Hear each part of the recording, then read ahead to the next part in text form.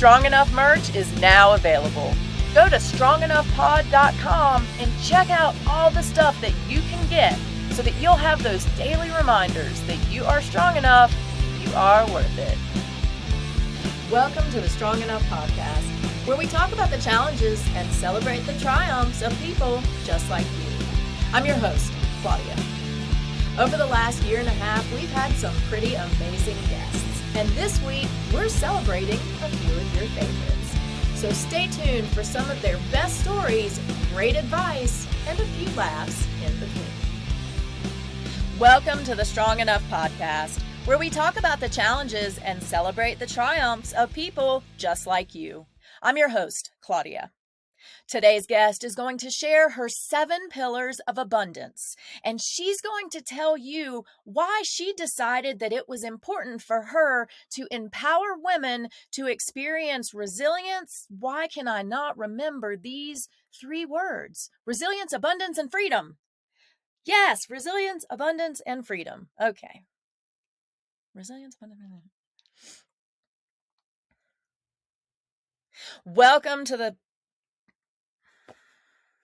Welcome to the show that I've been hosting for over a year and now suddenly can't remember its name. Welcome to that. Well, when I got into that, it was a 3-month program.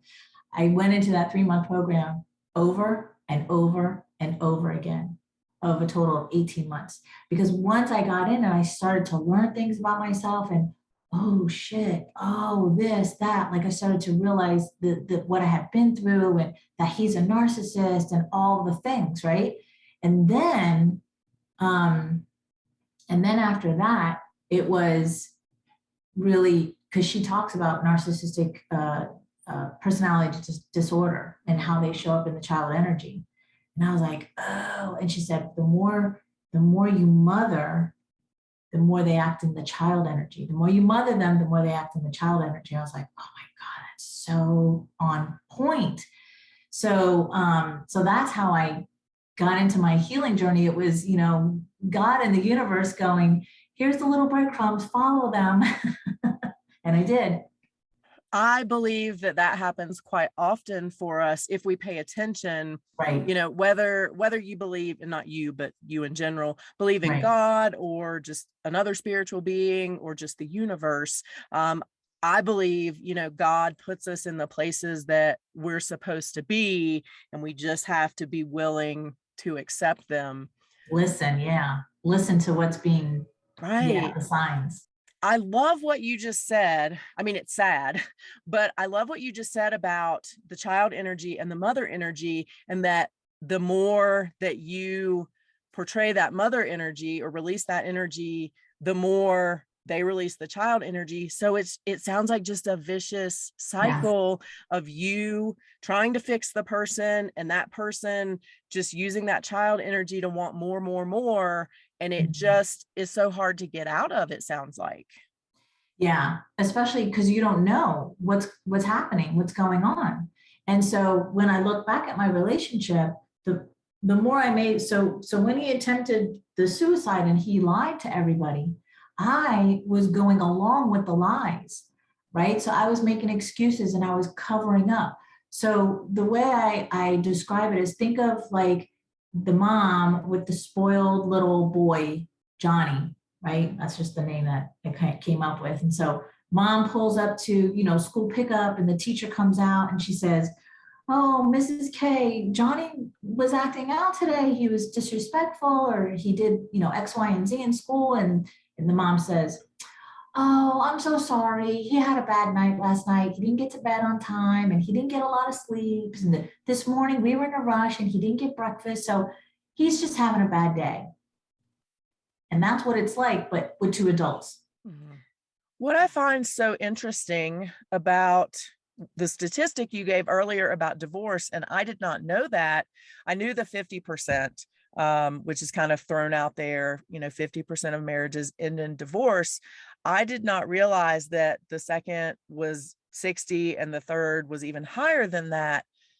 Most things that we do in life, we expect to get better as we do them.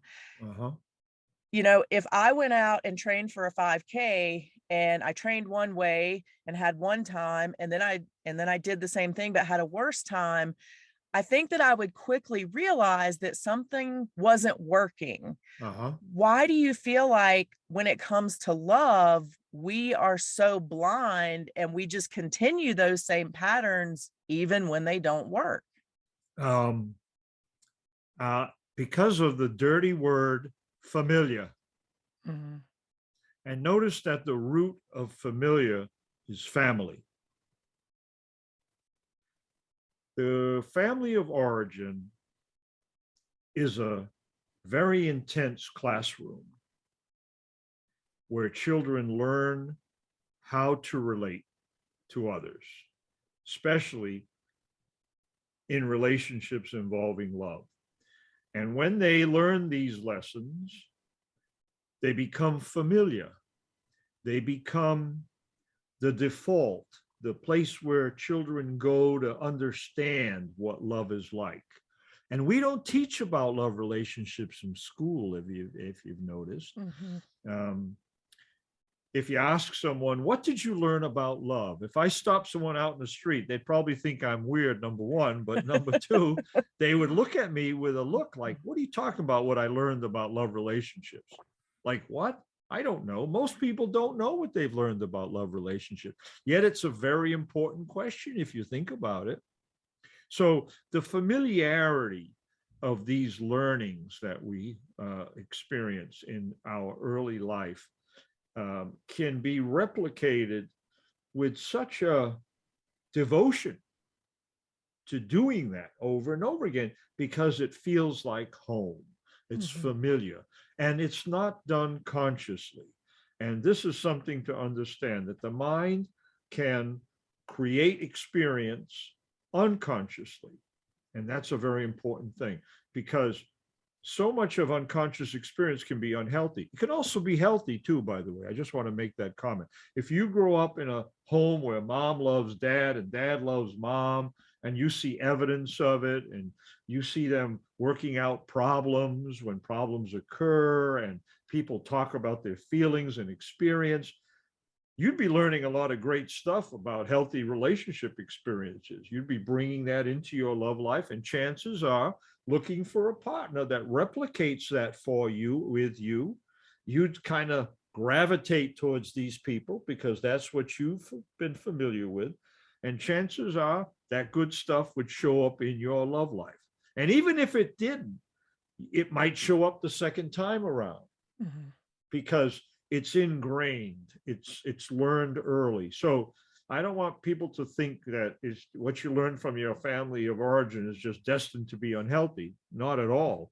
And what goes along with that is that a lot of people recreate healthy stuff in their love life and they don't even know they're doing it. They do it because that's what they've learned and they're doing the same thing in their love life and it's not something they think about. Okay. But when it's unhealthy, that consciousness of what's going on becomes 10 times more important because it's my belief and my experience as a psychologist that teaches me that when it's unhealthy, the only way you're going to break that pattern is by using the power of consciousness. Consciousness is a wonderful asset. And when coupled with learning, it gives people the capacity to begin to challenge these things that we've learned. In my book, I talk about what I call the unlearning method. It's a 3-step method. The first being to identify consciously what these replicating patterns are, what we've learned. The second step is to challenge them, to disrupt them, to become aware very intensely that these things are unhealthy and they're derailing your love life. They're creating disappointment over and over again. And the third step is to become aware of how you might shift your love life in a new direction. And the new direction is oftentimes predicted by the opposite. If I grew up in an abusive home, I really have to practice respectful love relations. If I've been abandoned as a child and I find unavailable partners and replicate that abandonment, I really have to think about commitment. and look for partners who possess that ability. If I grew up in a home where there was neglect, for example, I have to think about what devotion looks like in a relationship where people are devoted to each other. And there's in my book, I collected 10 unhealthy relationship experiences that kept showing up in my practice over the years.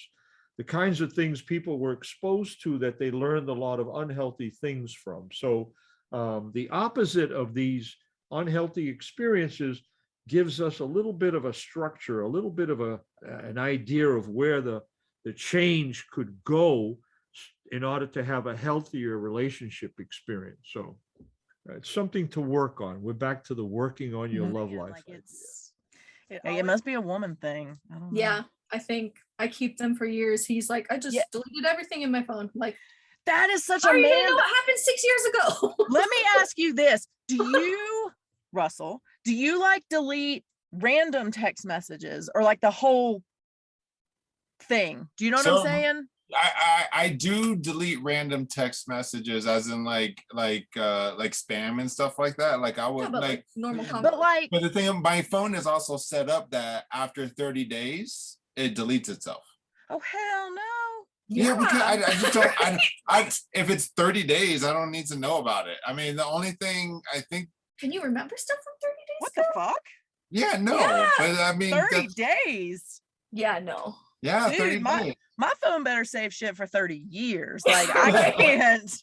Right? No way. You know what? I treat it as a new experience, but it's fresh memory. I know a lot of the work that you do is about empowerment, and it's getting through the abuse or the trauma, and then how to move forward. And I know that is where a lot of our viewers and listeners struggle. They feel unlovable. They feel that they can't trust anyone again. They feel that they will just be better off alone. So I would love for us to talk to those people for a little bit and talk about some of the steps they can take to empower themselves after going through abuse and moving forward and becoming a survivor.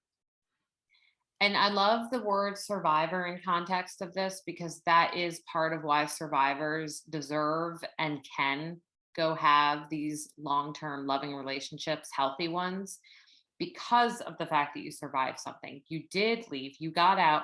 And I want to speak to those people who maybe didn't even choose to leave, because I have heard that before, where circumstances made it where they had to leave and they weren't the one to choose it. And so they may minimize their power, and in their choosing, because of the situation, you still survived and you still got out. When you have gone through something like that, I was talking before about your nervous system being acclimated to stress. The interesting thing is that when someone goes through that, they have these new integrated skills. If you sit back and listen and believe in them, they're there, where you're going to be able to pick up on things. I mean, you said it's okay if I swear. I feel like your bullshit meter will be a little bit more in tune than it was before. So there's that. That's a huge piece. Secondly, just listening to a podcast like this, or reading books, or educating yourself, you're going to start to learn things that you wouldn't have even been interested in learning prior.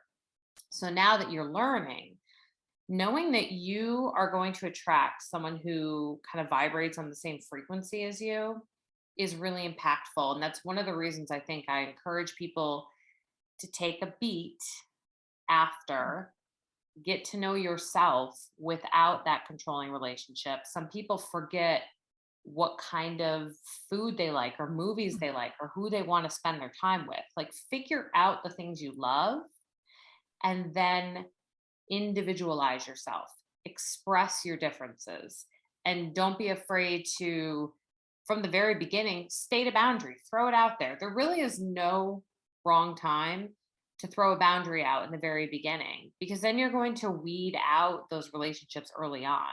It should be reciprocal. It shouldn't just be, well, they like me, so I like them. It's got to be a two-way street. I could keep going for a whole. So I want to go back to when you were in your unhealthy situation, your Mhm. abusive relationship, and you said you realized at that funeral that something had to change, but it took time for you to make that change. What I would like for you to talk about, though, is some of the steps, the baby steps that you took in that 12 months, because I do think a lot of people feel like, well, I have to leave today. I got to get out now. And if I don't do that, well, I guess I'm just stuck. So, will you talk about your thought process in being there, but beginning the small, healthy changes? Mhm.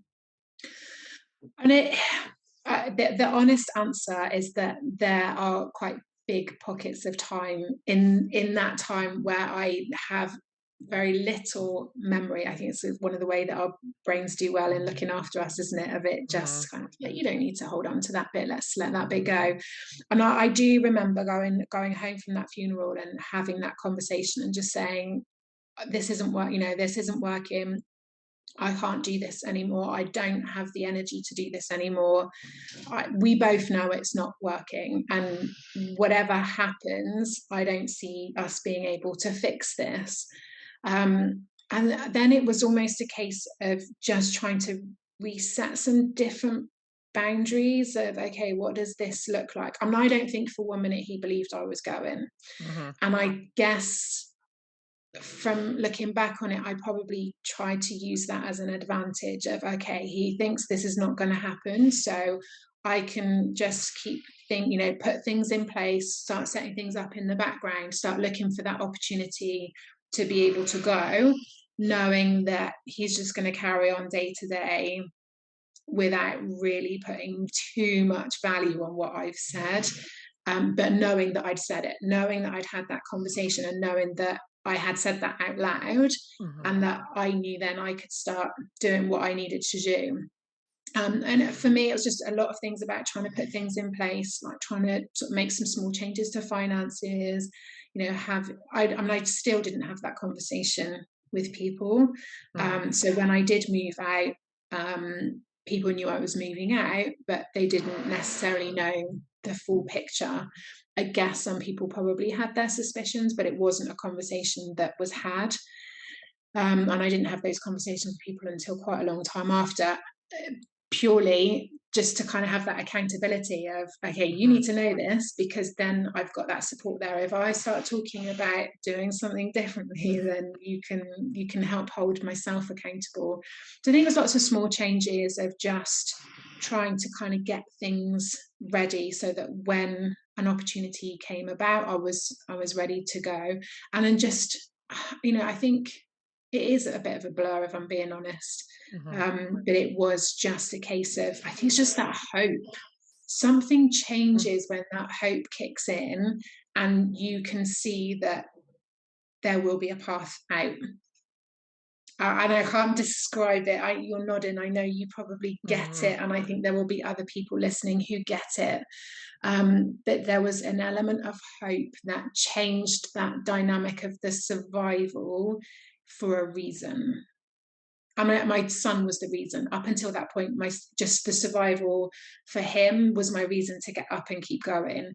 And then, once I'd made that decision to go, it was just the dynamic shifted slightly into changing for a future, hope for a different future rather than just keeping going. Mhm. I don't know if that makes sense. No, It's a very, very hard thing to describe, isn't it? it is, but for me, like you said, it does completely make sense because I feel like when we make that decision inside of us, whether we verbalize it or not, when we decide I am going to do this, and yes, it might take me a week, a month, a year, but Mm, I am doing it, something changes inside of you because you know that you've made that decision. And I think there is a difference. They say it takes people 7 times, average 7 times to leave an abusive relationship.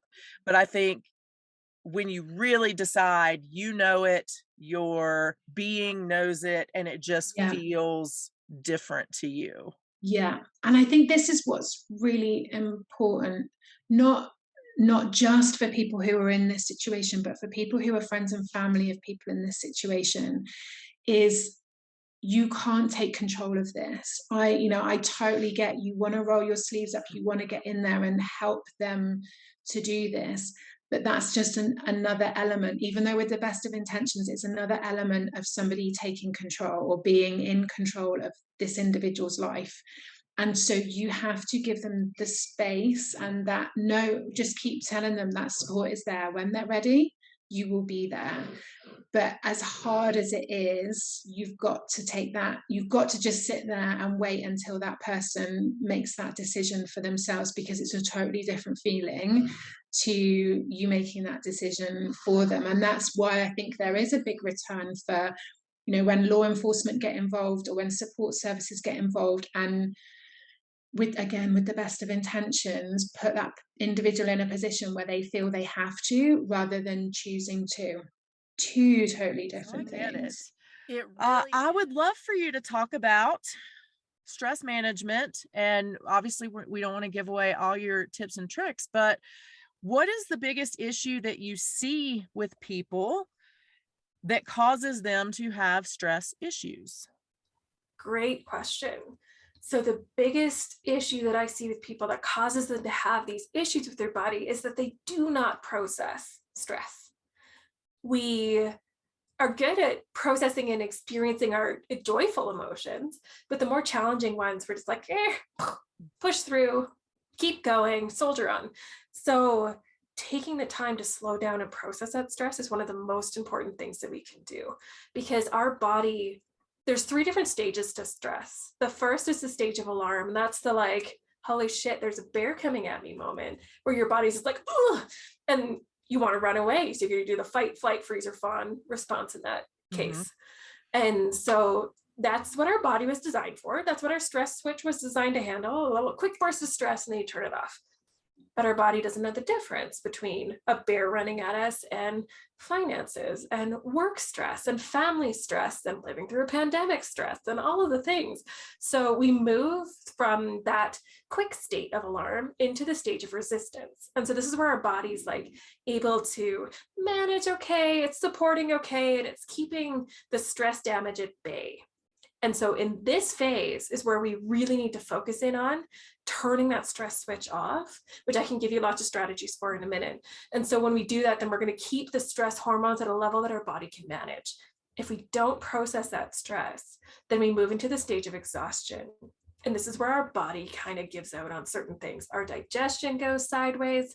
We can't think clearly. We get that terrible brain fog. We're not sleeping very well because we have so much cortisol in our system that wakes us up at 3:30 in the morning. And it's saying like, get started with your day, friend. So it's all of these things in that stage of exhaustion that we can prevent if we know how to turn off that stress switch. So let's talk about that. How do we know when we need to turn it off, and then how do we turn it off? So if you are a human living in this current world, you need to learn how to turn off your stress switch. If we're just being frank and honest here. So yes, every single person needs to know how to do this. And so our stress switch is really quite simple. So we have 2 different sides of our nervous system that we can't control. It's called the autonomic nervous system. So we've got the sympathetic side, that's the fight, flight, freeze, or fawn, kind of. Freeze or fawn are a little bit weird, and we can talk about those in a sec. So the sympathetic side is the fight or flight side. And that's when our heart is beating fast, we're breathing really quick, our eyes are like nice and dilated so we can take in everything from our environment. Also in this phase though, if you think about it, if you're running away from a bear, contemplating complex problems, solving difficult things, like that's not a priority. So you lose that access to that part of your brain. Your instincts are prioritized at that point. So then on the opposite side, the parasympathetic nervous system side, when the switch is off, that's the rest and digest, the healing side. We get lots of blood flow to our digestion, so we can do a lot of healing to our body. We get access to that higher level thinking brain, all of the good things. And then also our breathing is slow. So what the research has showed us, which is really cool because it's actually very easy to do, is one of the easiest ways to turn off that stress switch is to slow down our breathing so that it's 5.5 seconds on the inhale, 5.5 seconds on the exhale. And so by doing that for 5 breaths, you are actually triggering your stress switch to turn off. Now, the freeze or fawn experiences happen when that switch gets stuck in the middle. You're not in either side of those nervous systems fully. And so that's where we can either get the deer in the headlights, can't move, can't breathe, can't do anything, or when we want to placate absolutely everything around us, control everything around us to be able to get things back to a safe space. But yeah, even in the freeze or fawn response, controlling your breathing, slowing that down is key to getting back into that part of your body where you can have control over things. So if you do that 5.5 second breathing 5 times a day, it's really easy to continue to lower those stress hormones. And I know that 5 times a day sounds like a lot, especially for busy people. But if you do it when you first get up in the morning, before each meal and before you go to bed, that's 5. And I mean, you have to breathe anyway. So it's not like you're having to do something extra with your time. Exactly. And it literally takes 50 seconds to do. So What does it feel like now? Or what was the process like for you to get to a point in life where better wasn't good enough? You know what I mean? That like good is what you're after, healthy, happy, not just better. Damn. That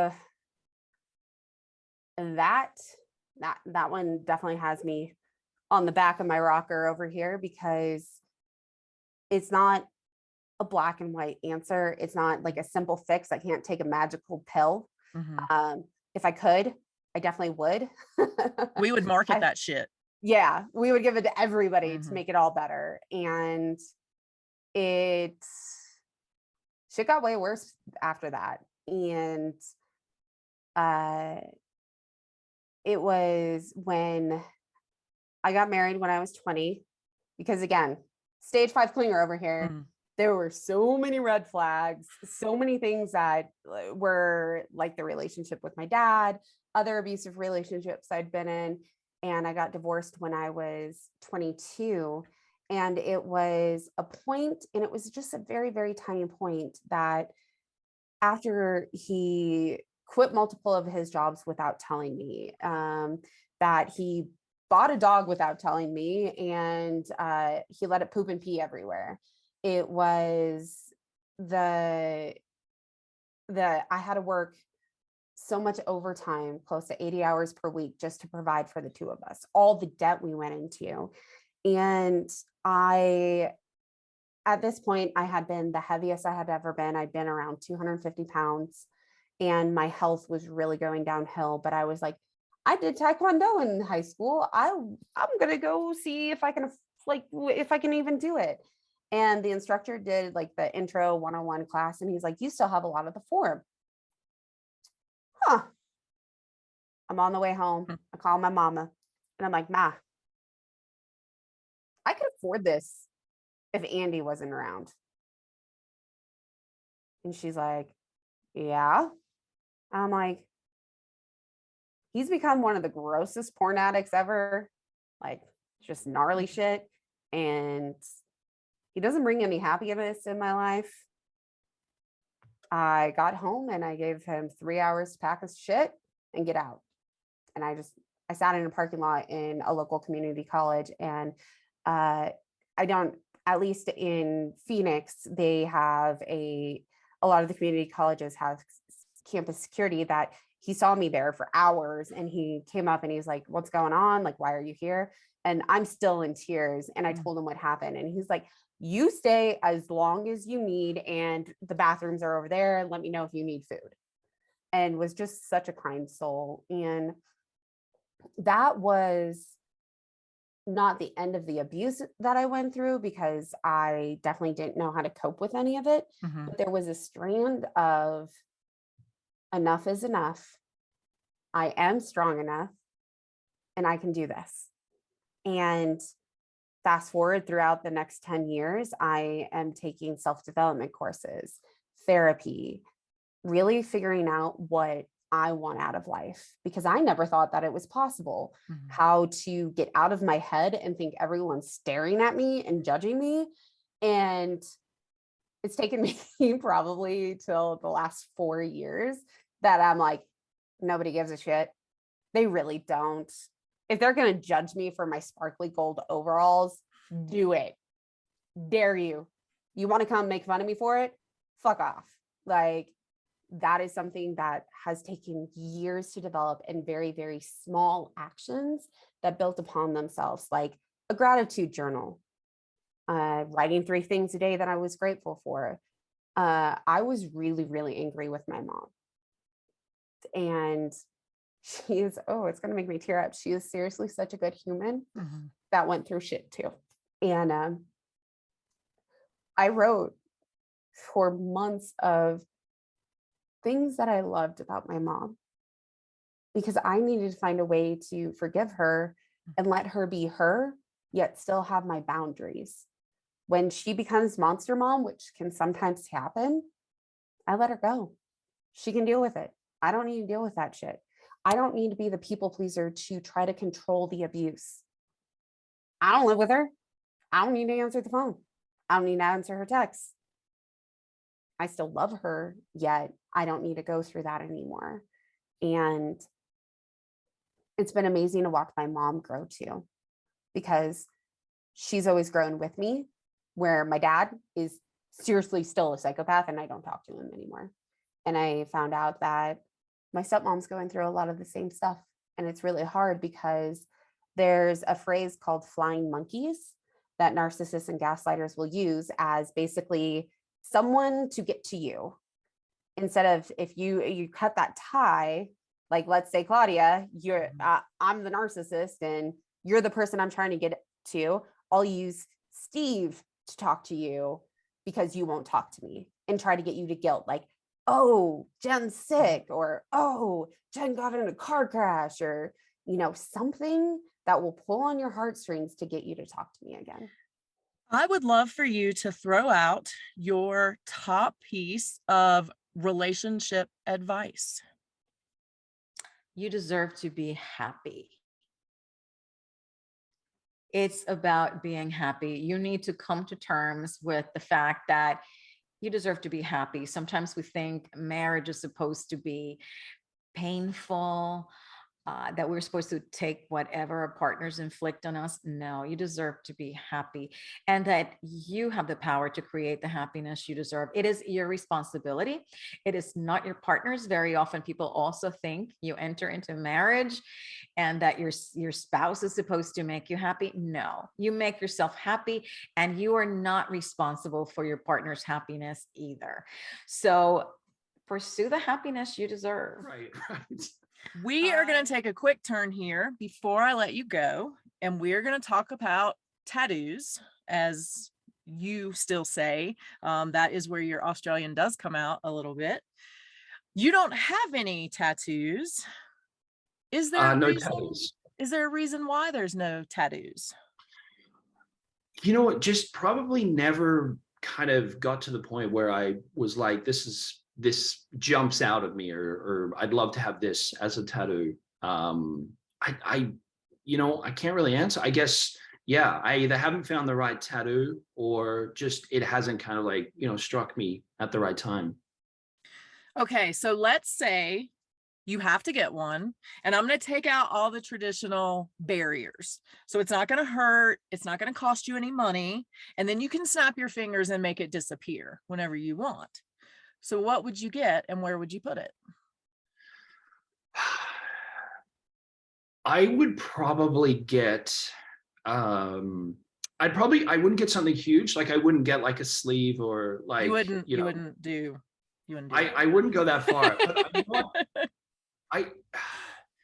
I think I'd probably try and do something that was like close to home. So maybe, like initials of, people I've lost, or like, motivation, something that's like a motivation without it being like, put your rubbish in the bin, like not like that, but more just like, the initials like TDC or something. And you know what, if I get a tattoo, I'd want to get it where you can see it. Mm-hmm. Like I do remember I dated this girl, and she kept telling me she's got tattoos, and I was like, I could never see them. And then she had them, one on each ankle, and they were literally like a letter this big. And I kind of thought, if I'm going to get tattoos, then let's get one that actually people can see, not when you take your shoes and socks off, you can sort of see it.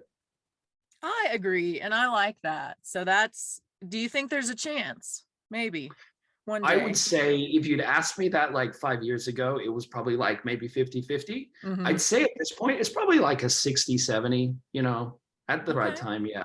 Right Yeah. on. Right on. I have good artists, so I can definitely, when you're ready, I can send you to the right place for sure. Well, I tell you what, the irony of the thing is, because we were talking about the Tattoo, the Bondi Ink TV Mhm. show. So where I'm from in Bondi Beach, like I would pass that place like maybe like 4 or 5 times a week if I Mhm. walk down. And it's huge. Yeah, it's a really professional spot. So that wasn't enough, even though I walked past it, to kind of Right. get me to get a tattoo. So maybe being in Los Angeles, maybe something changes. Well, it's never too late. It's never Right. too late. If you enjoyed today's episode, don't forget to subscribe and follow us on social media so you'll never miss what's going on. Remember, until next week, you are strong enough and you are worth it. Thank you for listening to the Strong Enough podcast. You can find us on your favorite podcast platform by searching Strong Enough. And on YouTube, we're on the Spear Talk channel. Don't forget to follow us on Instagram and Facebook at Strong Enough Pod.